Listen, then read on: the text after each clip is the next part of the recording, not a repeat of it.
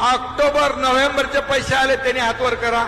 सगळ्या महिलांना विचारतात मिळाले की नाहीत पैसे तुम्हाला. तू काय घरनं पैसे आणलेस तुझ्या? आमच्या हप्त्याचे पैसे तू ढापलेस. मुलगी शिकली, प्रगती झाली, 1500 देऊन घरी बसवली. पूर्वीचं सरकार हप्ते घेणार होतं. अगदी गृहमंत्री पण जेलमध्ये गेले. आम्ही तुम्हाला 1,500 वर ठेवणार नाही, 1,500चे 2,000 करणार, 2,000चे 2,500 करणार, 2,500चे 3,000 करणार. व्हायबल म्हणायचं झालं तर ही योजना अजिबात व्हायबल नाही आणि रिसोर्सेस वाढवून मग योजना आणावी लागेल.